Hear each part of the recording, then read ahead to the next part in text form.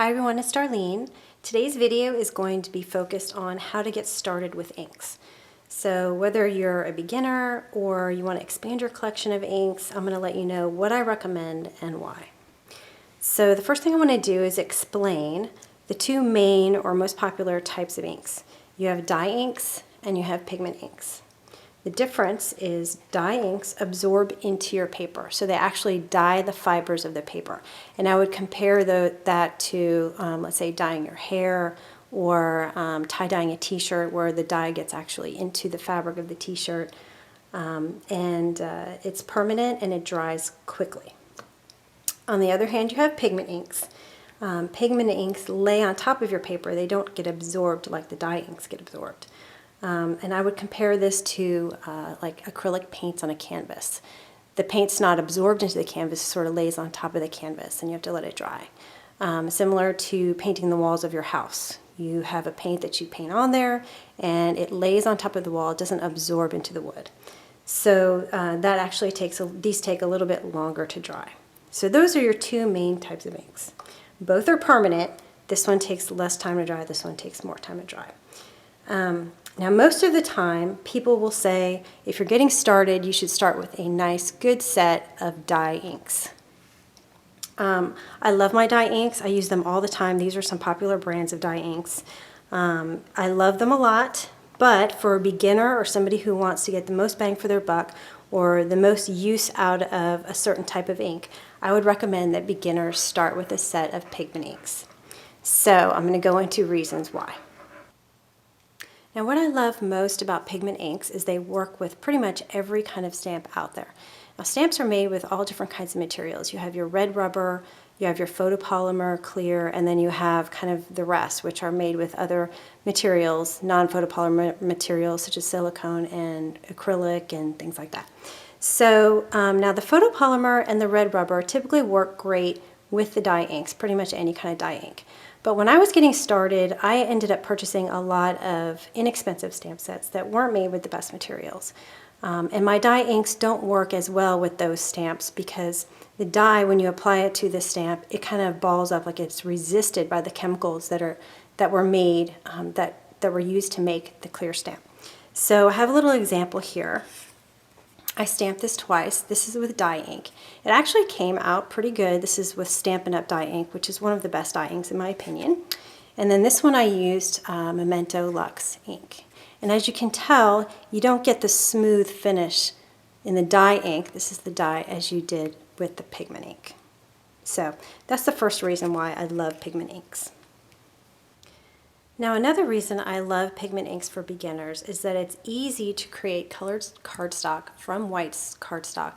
It's easier with the pigment inks than it is with the dye inks. The dye inks are drying so quickly as you're applying it that you end up seeing a lot of swirls and streaks of color, and if you're using the foam applicator you get those rectangular blocks, which I hear people complain about a lot. With the pigment inks, it gives you time, it doesn't dry right away, so it gives you time to kind of blend all your paint really on top of your cardstock before it dries. So I'll show you really quickly how this is done. Okay, first I'm going to take my Stampin' Up! Dye ink, I'm going to use a sponge dauber, and I'm going to apply it here. And as you can see, you're getting kind of streaks of color, and I do this a lot, so I'm pretty experienced with it. It's a little more difficult when you're just starting out to have the right amount of control and pressure. But as you can see, you're going to get like little areas of, oops, just keep that lower here, little areas of dark and light, and it looks a little swirly and some cloudy in different areas. And you can fix that, you know, by rubbing it some more here and there, but it is a little bit harder to get some consistent color across the whole piece of cardstock. Now I'm going to take my Memento. This is called Rosebud, and I'm just using a different dauber to make sure I don't have ink on it. And I'm going to do it here. And see, it's not drying at all. So I have time to go in there. Now if I would have paused with the Stampin' Up! Ink, it would have dried and it would have been even harder for me to get good coverage. But I can pause because it takes time for this to dry and I can fill it in completely. And it looks nice and even. So if you want to look, you can see the comparison.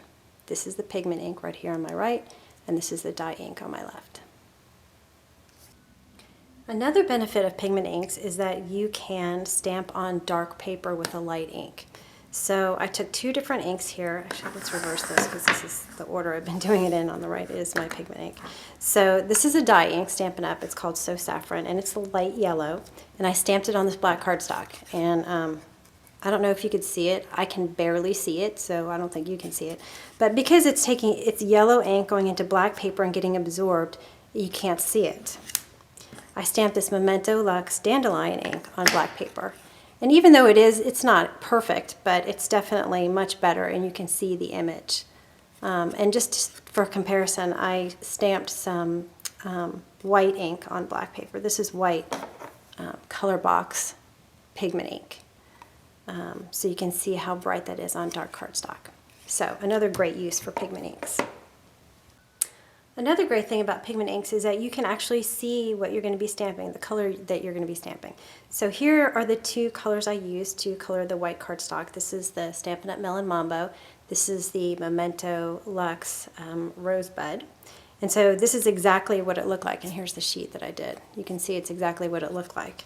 Versus you really can't even tell what color this is. It's a dark color. Now I don't know if this is a huge benefit, but it is kind of nice to see. So you know this is going to be the yellow that you stamp, and this one you really can't tell.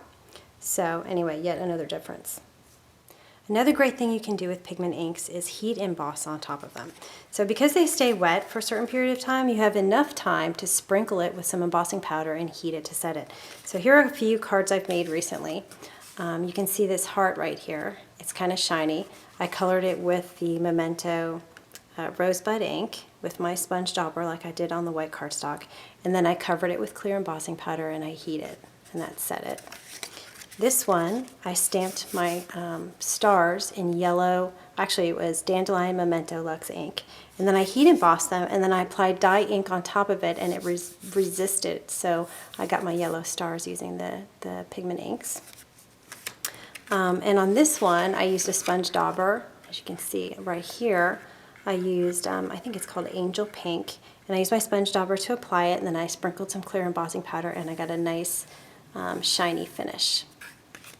So you may not be ready for embossing if you're a beginner, but eventually you'll want to do something like that, and that's very fun with the pigment inks. Now, a lot of people are under the impression that you need dye inks to do watercolor. But in fact, you can actually do watercolor with pigment inks. So what I have here is I've stamped these images actually using some pigment ink. This is my favorite black pigment ink. It's VersaFine, black onyx ink. I stamped it in VersaFine, and then I clear embossed it so it's nice and shiny. I've got some Strathmore watercolor paper. So what I'm going to do is I'm going to take my dye ink, put a little bit on my craft sheet. Take my pigment ink and put some of this on my craft sheet, and then I'll show you how this is done. Okay, I'm using an aqua painter. This is just a brush. This is the brush part, and there's a barrel of water, so when I squeeze it, water comes out my brush. So I'll start with the dye ink. I'm just going to pick up some of the ink and just apply it to my cardstock here. And I start in the corner because that's where I want my lightest color or darkest color to be, excuse me. And then I pull outward with it. You can put darker color down here. You can just keep applying to make it darker. Okay, and now I'm going to just wipe my brush off and start with the pigment inks. I'm going to do the same thing on this side. I'm going to start on the left and work my way out. And as you can see, it blends very well with the water. Now these are two different colors. So the Stampin' Up, this is Melon Mambo, and it's a little brighter than this Rosebud by Memento. And I can just keep applying on the left until I get the darkness that I want and the contrast. Anyway, so you can see that you can do watercolor with either. And here's an example of a card that I made recently. You can see I actually heat embossed using the Avery. I used all Avery L inks, pigment inks on this, and I heat embossed all the different hexagons here, and then I used water with the pigment inks to color the inside of all of these. So you can get the same effects with the pigment inks as you can with the dye inks. So now you're probably wondering, what's the downside to pigment inks? Well, one of the downsides is that it does take longer to dry. So although that's a benefit, it can also be a disadvantage. So I did the same stamp here using red. I've got Real Red Stampin' Up! Dye ink here. And as you can see, I can rub it. I just stamped it and it's not going to come off. Then I've got the Love Letter Memento Luxe ink. And when I rub this, you can see it's dried a little bit since I did it and turned the video camera on, but you can see it's still smudging outside the lines. And if you touch it right after you apply it, you will get a smear. So if you're not careful, then you could make some mistakes on your card. So that's, to me, the disadvantage, but it's so worth all the benefits, I think. Now, as far as pricing goes, the pigment ink pricing pretty much runs in the same range as the dye ink pricing. Personally, I have tried these three brands, Colorbox, Memento Luxe, and Avery Elle, and all three of these have worked great for me. When I decided to invest in a set of pigment inks, the Avery Elle had not been released yet, and I went ahead and purchased the Memento Luxe, so I have a collection of these. If you're just starting out, then I would suggest that you get one ink pad for each band of the rainbow, so a red, orange, yellow, green, blue, purple. And if you want to go to my blog post, I'll have my favorites listed for each of those colors. And if you're on YouTube, you can click the link in the video description to go there. So in addition to that, I would also recommend that you get a white. This is the white I use, Colorbox, but I do not have the Memento Luxe wedding dress, but I've heard it's really good. And then I would also invest in a black and a brown. And these are the two that I use. I use VersaFine Black Onyx ink and VersaFine Vintage Sepia. It sounds like it would be a light brown, but it's more of like a chocolatey brown. And these are the two pigment inks that I use for black and brown. So anyway, I hope you enjoyed this little review of pigment inks, and I wish you luck. See you next time.